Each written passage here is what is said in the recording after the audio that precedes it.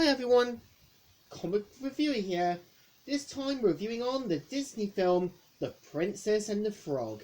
Now, The Princess and the Frog is a 2009 musical fantasy romantic comedy film and was meant to be Ron Clement and John Muska's attempt in going back to hand-drawn animation before computers and that took over. Now, I remember I saw this film as a kid, I remember wanting to see it, and when watching it again years later, I would say it still holds up pretty well. And of course, the film is also meant to be loosely based on the 2002 novel that was published by E.D. Baker.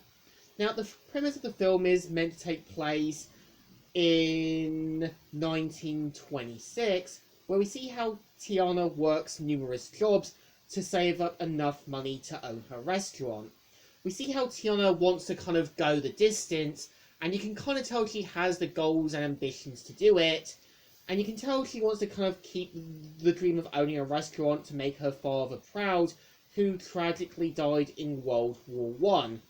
We also do see how Prince Naveen of Maldonia arrives in New Orleans, and we see how he's been financially cut off. It's kind of implied by the writers, as well by his parents' actions, that they need to help him be a bit more independent. So we kind of see how Prince Naveen is tricked and kind of turned into a frog by the Shadow Man. Now, the Shadow Man, I would say, is meant to be a bit of a sleazy, evil conman, and I think, to me at least, Keith David really does play the role well. And we kind of see how Tiana ends up becoming a frog, and Tiana and Prince Naveen journey to find Madame Odie to help reverse the spell back.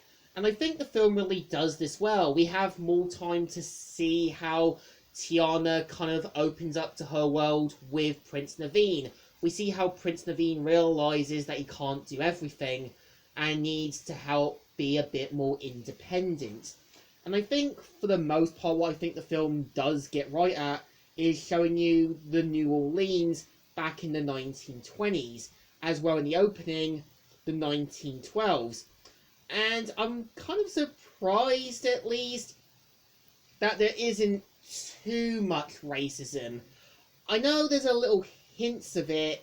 For example, when you've got Tiana and her parents living in a kind of shacky-like area, and when you kind of got the two people who Tiana's buying the restaurant from, and when they do say a woman of your background, it kind of hints the writers really wanted to put that in there to show it's kind of implied a bit of racism.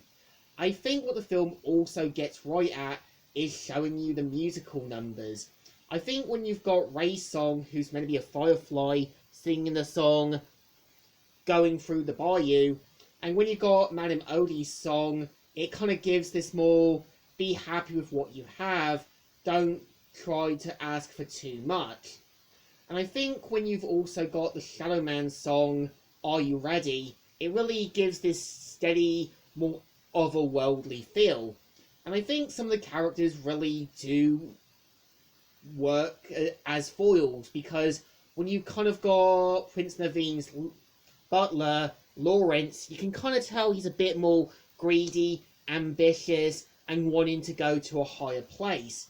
I think when you've got Charlotte, who is meant to be Tiana's friend, you can kind of tell she does care about Tiana and does try to be there for her. But you can kind of tell she still sees things a bit like a kid. But you can tell she still is a good person deep down and still wants to do the right thing.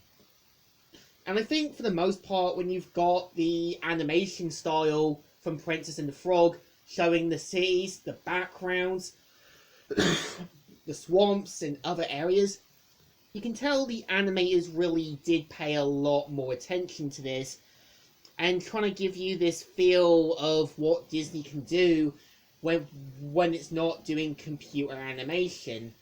I think the problem with computer animation at times, it's not really put much effort into it, and I think with hand-drawn animation, you can tell there's a lot more dedication, hard work, and a bit more time on the project. And I think, for me at least, Princess and the Frog is an enjoyable movie. If you're a fan of hand-drawn Disney animation, then this is your movie. So I think it deserves a thumbs up. Still good, and still alright. So, Comic Reviewer here, signing out.